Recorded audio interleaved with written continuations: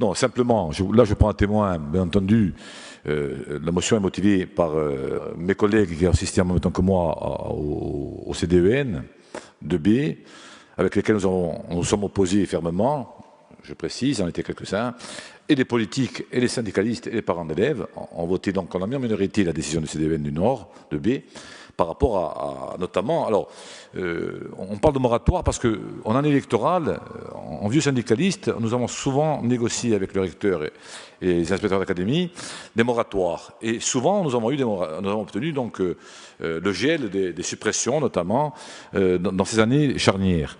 Je pense que là j'attire l'attention de l'exécutif sur le fait qu'il faut véritablement peser, parce qu'au-delà de l'école Sandresque, dont je rappelle quand même la situation particulière, c'est une des écoles qui a commencé il y a à peu près 25 ans, si mes souvenirs sont bons, c'est en 96, au moment où on met en place officiellement, mais il y avait déjà du cours avant, les filières bilingues, donc c'est plus d'un quart de siècle, donc avec des parents d'élèves qui aujourd'hui encore assument ce bilinguisme, puisqu'ils inscrivent les enfants en toute petite section de maternelle et qui font quand même pratiquement 8 ans à l'école primaire.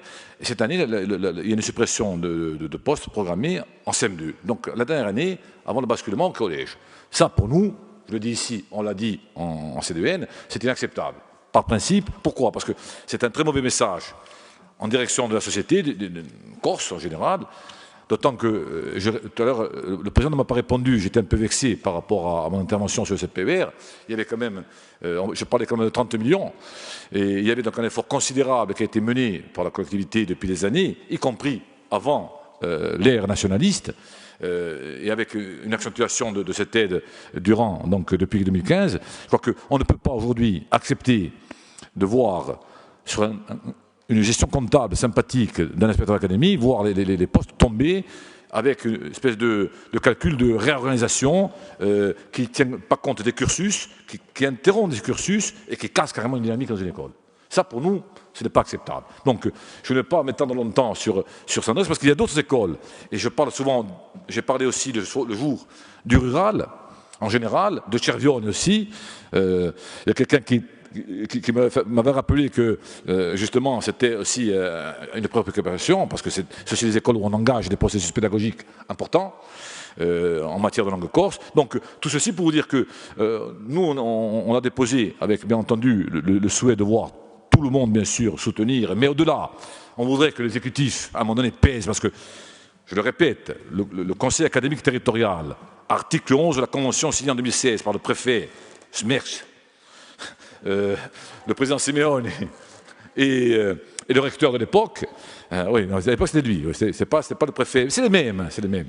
Il y a juste une seule voyelle dans le nom, mais c'est à peu près le même genre de personnage.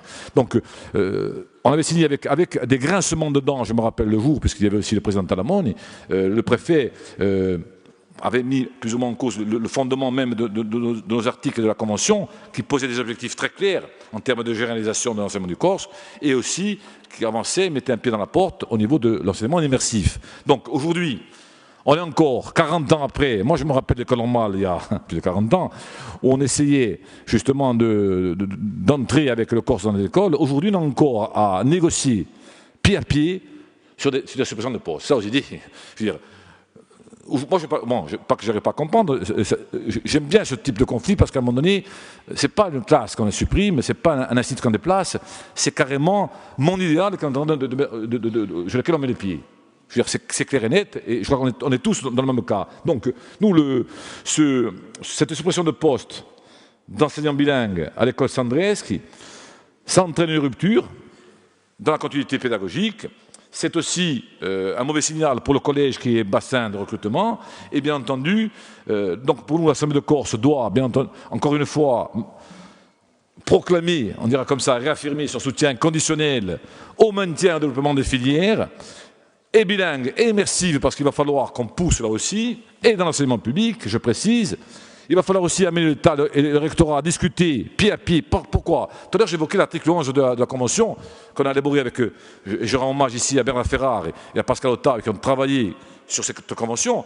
L'article 11 demande un organe de cogestion entre l'État et la collectivité pour discuter du suivi de l'enseignement du corse, de la maternelle à l'université. Or, depuis pratiquement le printemps 2021, il n'y a plus de réunion.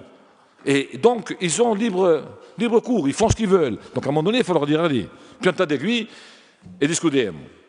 Ben, je m'arrête là, je pourrais continuer. Mais je veux dire, en plus nous on met 30 millions, j'espère, en tout cas 24, c'est sûr, dans le CPER, langue corse, maintenant. Alors, j'ai dit, où on est? On est ici dans une discipline scolaire, ou on est dans un combat sociétal. Et moi, je pense qu'aujourd'hui, et je le dis simplement, j'étais un peu long, mais tant pis, c'est toujours comme ça, je dis qu'à un moment donné, on ne peut pas reculer. On ne peut pas reculer. Et il faut donc dire que nous, on n'accepte pas ce type de suppression, et qu'en tous les cas, on se mettra... Et je veux dire, les parents d'élèves l'ont fait, les associations de parents d'élèves l'ont fait aussi. Je pense qu'on ne peut pas aujourd'hui laisser partir ce qui me semble être un acquis fondamental de l'œil du peuple corse depuis 50 ans, depuis la Nordixon, depuis 1974 au moins, et même avant, et laisser partir comme ça, parce que sinon, ça veut dire que notre langue n'est pas partie intégrante d'un processus d'émancipation nationale. Or, pour nous, on ne veut pas, dans une campagne électorale qui nous concerne peu ou prou, en tous les cas, pour la première partie, laisser gommer comme ça des postes. Et il faut absolument demander un moratoire et, si possible, le maintien, d'abord dans le milieu rural, des postes qui sont en voie de disparition. Ecco.